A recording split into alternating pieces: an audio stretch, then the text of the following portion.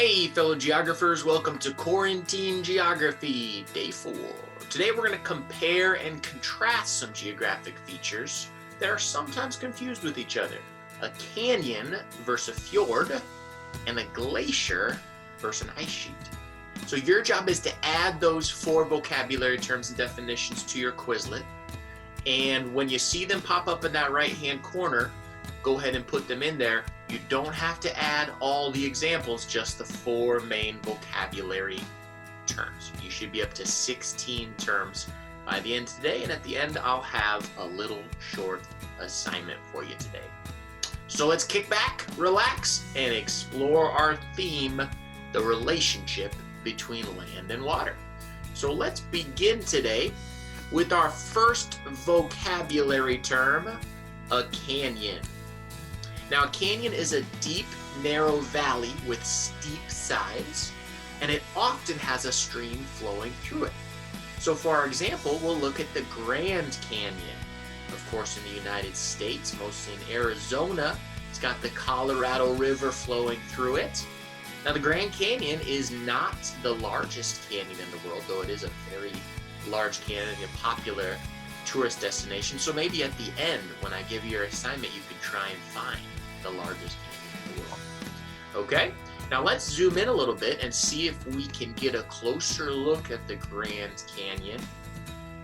Remember, a canyon has steep sides, often has a stream flowing through it. So keep that in mind as we look at a very similar term next to find some key differences. Here's the Colorado River, and the canyon, as you can see, with steep sides.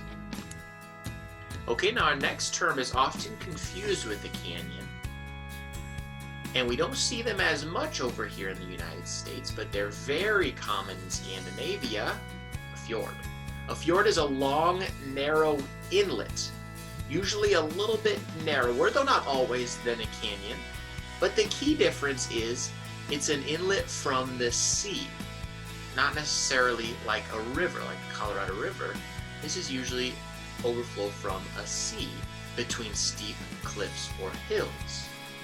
Okay, and so, like I said, Scandinavia, countries like Norway and Sweden and Finland, are filled with fjords. You see a lot of fjords in my kid's favorite movie, Frozen. And so let's zoom in and look at the largest fjord in Norway. And I'm going to butcher the pronunciation here, Fjord. I apologize if you are Norwegian.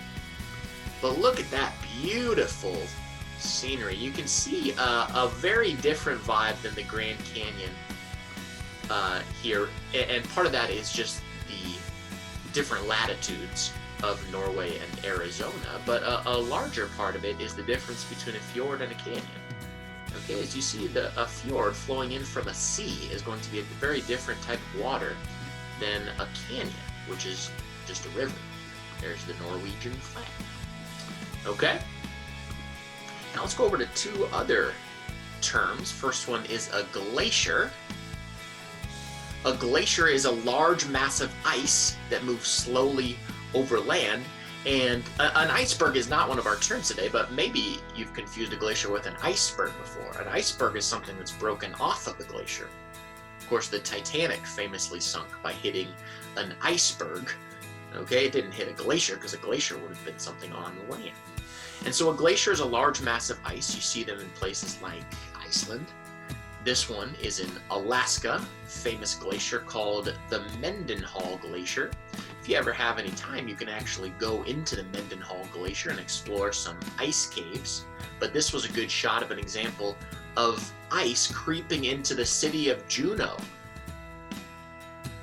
Okay, and so the Mendenhall Glacier is a great example of a slow-moving body of ice moving over land. Okay? Now, a glacier is not to be confused with an ice sheet. An ice sheet is essentially a continental glacier that has spread over a massive land. For example, greater than 20,000 miles. Now, there's really 2 main ice sheets in the world. The first one is what we're looking at right now, Greenland. And the other one is, of course, down in Antarctica. So at the end of class, you have to find another example here and give your answer for the ice sheet example. Okay? And so as you can see, a glacier and ice sheet, very similar, except an ice sheet is going to be basically covering a continental area. It's huge. Whereas glacier, there can be several glaciers covering smaller land areas. An iceberg, of course, is something broken off from an ice sheet or glacier. You also may hear the term ice shelves, which are smaller sections of an ice sheet. The Ross Ice Shelf down in Antarctica, for example. Okay?